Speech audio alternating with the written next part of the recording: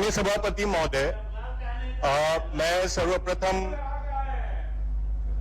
मैं माननीय उद्योग मंत्री श्री नीतीश मिश्रा जी का धन्यवाद दूंगा कि उन्होंने जो पहल शुरू की है और बिहार में औद्योगिकरण हो और उसके माध्यम से रोजगार के अवसर पैदा हो, इसके लिए जो प्रयास कर रहे हैं मैं इनको बधाई देता हूं।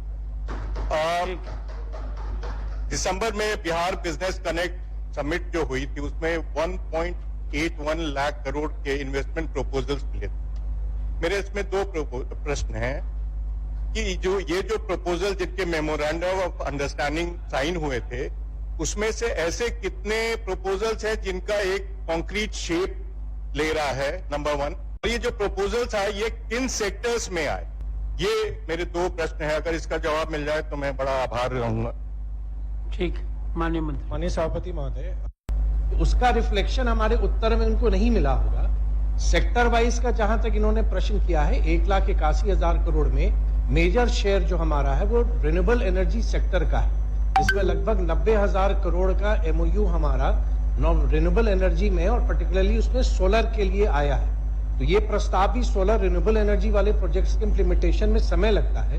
उसके अलावा जो स्पेसिफिक सेक्टर वाइज उन्होंने मांगा है वो इनको हम तुरंत उपलब्ध करा देंगे, लेकिन वो मैन्युफैक्चरिंग से लेके फूड प्रोसेसिंग, आईटी, हॉस्पिटैलिटी सब पर है। और 1,81,000 करोड़ में लगभग 72,000 करोड़ के जो क्लियरेंसेज हैं उन क्लियरेंसेज को हम लोगों ने दिया है।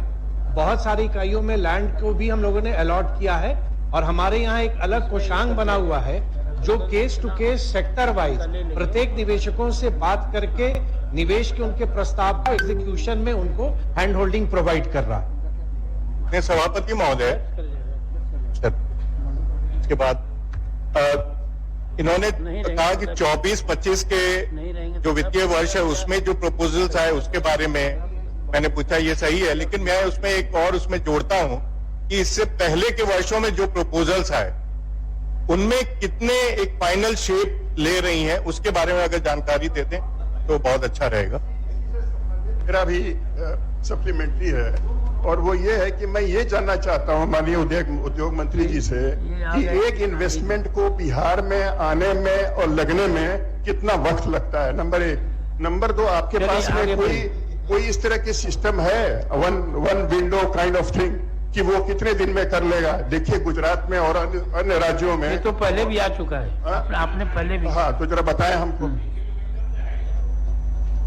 अध्यक्ष महोदय, माननीय सदस्य देवेश जी का जो प्रश्न है, तो 2016 में हमारी नई औद्योगिक नीति आई और विगत 8 वर्षों से भी अधिक समय में पूरा आंकड़ा अगर आपकी अनुमति हो तो हम प्रत्येक वित्तीय वर्ष पढ़ सकें या रख दीजिए, हम करा देते हैं, रख दीजिएगा, देख लेंगे। और माननीय सदस्य, जो सिंगल विंडो 2006 में जब माननीय मुख्यमंत्री जी के नेतृत्व में सरकार बनी उसी समय सिंगल विंडो सिस्टम हम लोगों ने प्रारंभ किया और उसी का परिणाम है कि 2016 से अभी तक लगभग 3,981 इकाइयों की स्वीकृति हम लोगों ने, आपने समय का एवरेज टाइम क्लियरेंस का, प्रोजेक्ट एग्जीक्यूशन तो प्रोजेक्ट टू प्रोजेक्ट वेरी करेगा।